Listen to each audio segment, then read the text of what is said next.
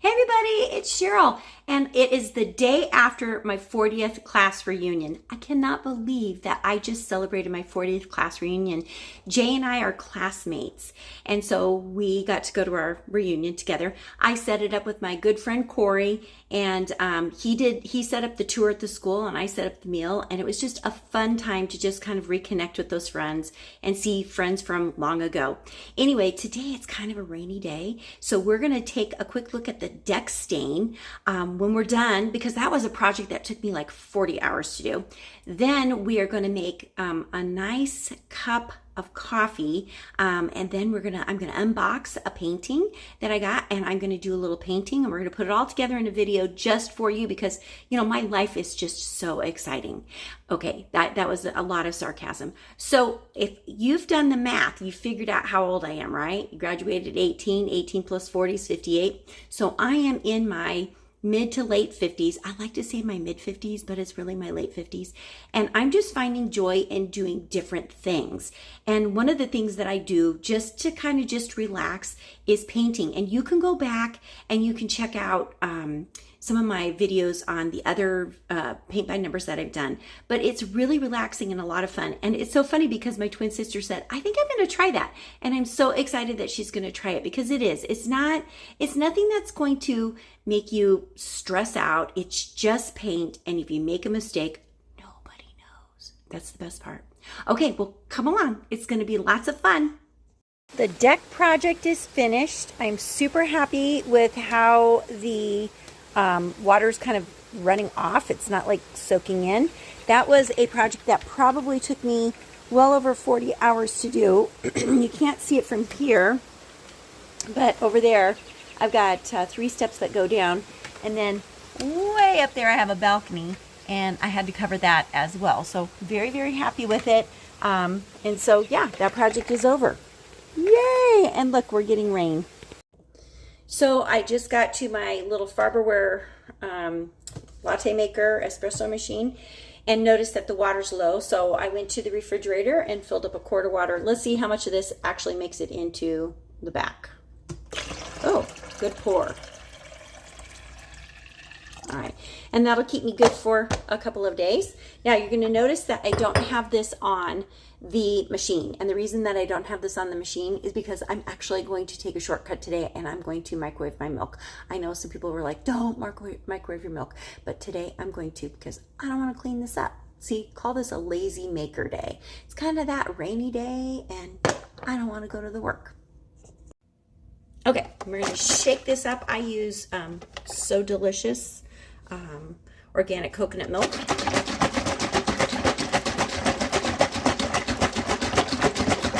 And when I go to microwave it, since I'm not going to use my little steamer today, I'm just going to fill it until it's about halfway full. Ooh, it likes to do that. All right, that's good, because I'm going to do a double espresso shot. Now I'm going to microwave this on beverage on the 6 to 7 ounce, and when it's nice and hot, then I will continue the process. Okay, and I just keep my espresso in a little container. I just switched over to a glass jar with a lid. I'm just going to take it out, and this is the little espresso cup maker, and I like to make sure that when I stick this in, this little ball needs to be lined up, but I moved over just a little bit. Oops, I don't know if you saw that. There's a little ball there. I gotta line it up. And I'm just gonna take this little scoop, pour it in, and I'm gonna pack it down.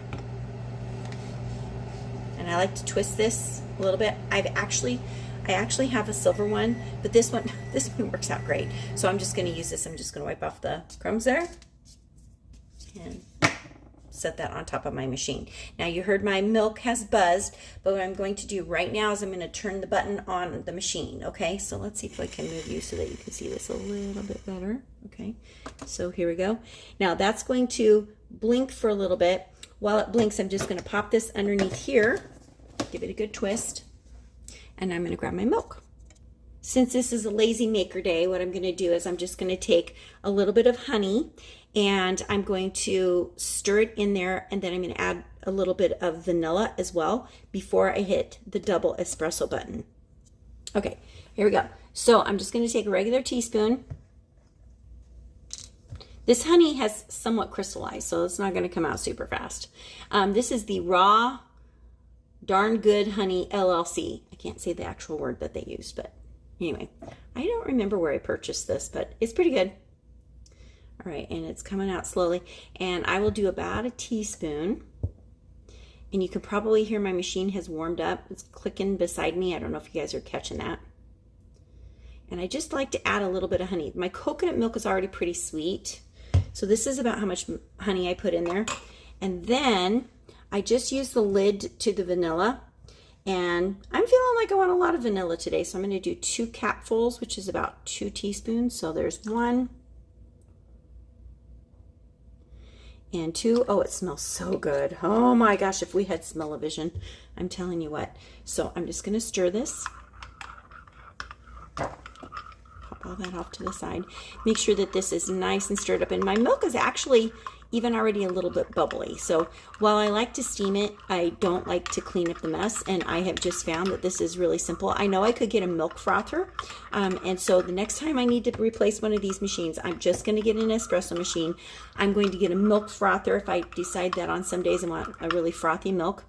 And then I'm just going to go from there. So this has a little rack, but because I'm using a regular size cup underneath it, my cups don't fit, my mugs don't fit. So I'm just going to plop this underneath here, line it up so that both holes are below, and push the double espresso button.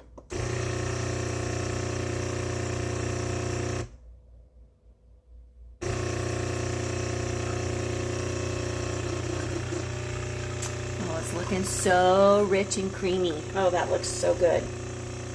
Okay, so we're going to have an espresso here in just a minute, and then we're going to go and paint. Okay, we'll look at it and see exactly how frothy it is. It's going to stop here. And then since I didn't steam, even I'm going to still have to clean something because I'm going to let this sit here and drip for a little bit. This is not like a high-priced machine whatsoever, so it likes to keep dripping for a little bit, and I'm usually too impatient to let it finish. So we'll just put that underneath there. Now look at how nice and frothy that still is. No, I don't get the pretty designs or anything like that, but this is perfect for me. I just like to give it a little bit of a twist, just to get it blended in there. And there I have it. My perfect latte. Okay, so I put a little bit of Scotch tape on here just to kind of keep it down. I'm not overly worried about the corners, but I am going to add a little bit more tape on the corners. And one thing that I noticed when I opened this up is that there's also some little what do you want to call them? Little pieces that you can put on the back of a canvas, like this canvas, if you would put it on a board or something. But if I really like this painting when I'm done, I'm going to take it and have it professionally done. So I'm not going to keep those. Okay, so we're just going to open this up and check out the quality of these brushes that came from the DIY Paint by Numbers. And let's see if I can't get them out of the package. Okay. As usual, the little ones come with a little tip, I don't know, support, it's a little piece of plastic. So that fell off of the first one, and this is off of the second one. And let's see if you guys can see those. You can kind of see that they're pretty stiff right now. Well, that's good. That's a good start. I don't really see any ends that I need to cut at this moment. I might once I get going. And then this one is kind of a flatter one. Oops, this one has a stray one that I'd want to snip. Okay, so I don't know if that's picking up on there or not. I think it's a little fuzzy. Let's see if we can't get this a little bit better for you guys. Okay, we'll check that out. So you guys are just on my phone right now, and I've got you on a tripod, so it's probably not picking up the best, but this is a flatter brush. Okay, so looking at my color choices, I like to start on something larger, a larger space, because I like to kind of get a feel for what is the paint quality like. And I'm looking at this and I'm seeing 19, 22, 21, those are kind of larger spaces. 18's a little bit larger.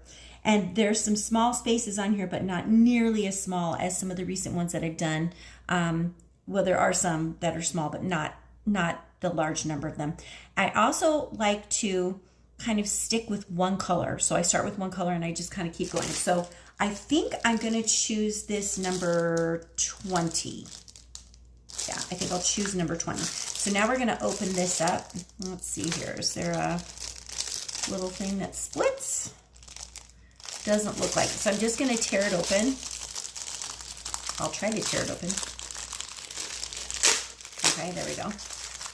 And I said 20, right? Okay, 20 is this pink color.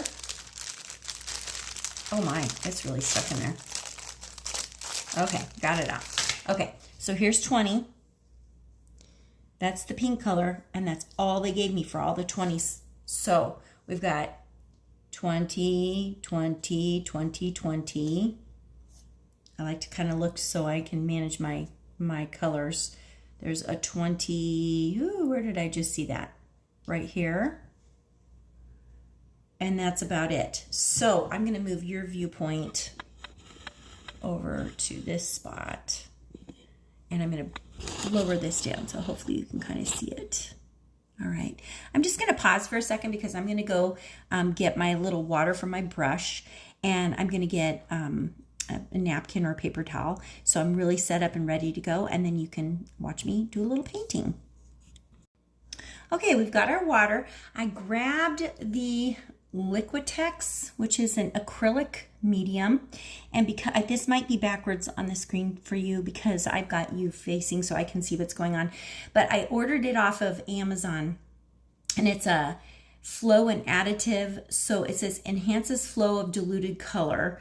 And so I think, you know, maybe if you use too much water or something, you can add it. But what I've been doing is if my paint is really kind of sticky or isn't flowing quite right, I have just a little bit of water in here. I mean, there's not much in here at all.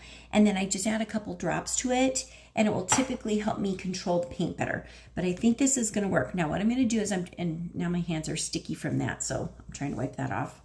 What I'm going to do is I'm just going to run my paintbrush through the water. Oh wow, that is stiff. Okay, there we go. Okay, I've got it wet now so it's not so stiff. And I'm going to dry it off just a little bit. And I'm just going to go into the paint and swirl it around. There is not much paint in here, I'm telling you. And that feels really thick to me. So we'll see if I need to add anything. And again, the additive got on my hand. Might have to go rinse my hand off. And this is, and then you want to double check. What's your number? And already my number has disappeared. And that was number 20. So I might have to go back and rewrite 20 on the lid. So I have to make sure that I get it in the right spot. Okay, let's move you here a little bit. Hopefully you'll get a better view of this.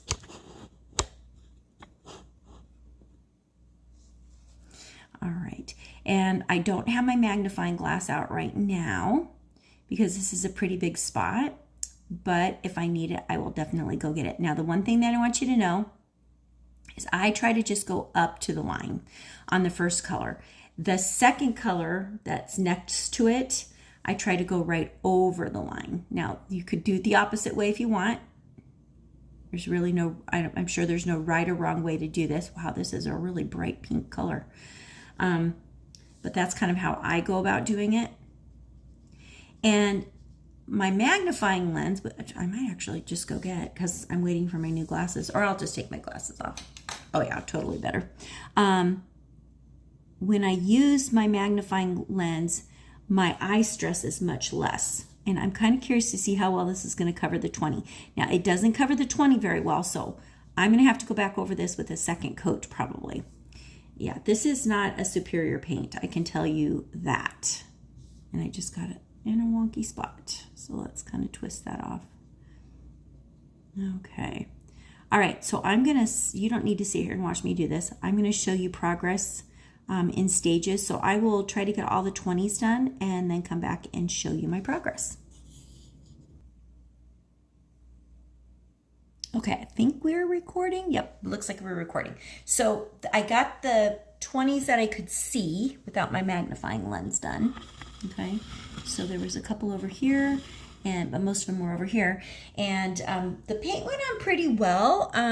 I didn't really have too many problems with the flow, but what I'm going to do is I'm going to snap this lid shut, make sure it really goes down nice and tight, and I'm going to pull out the next one that I'm going to work with. And I think because I'm kind of working on this flower and kind of up here, and I see 19 here, I see 19 over there, 19 here.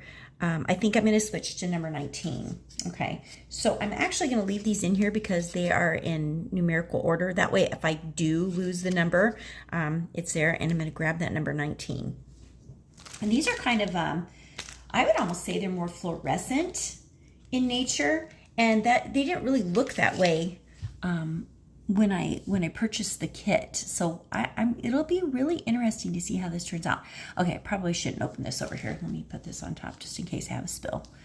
All right, let's see if I can get this open. Okay, they have a good seal on them. All right, this one doesn't look quite as red, orangish as I thought it did, so it's a little bit better. You guys see that? All right, so I'm going to work on number 19 now. All right, an hour and a half, an hour and 45 minutes later, this is about what I've gotten done, and I'm going to stop for the day because at some point, I just have to say it's a good stopping point.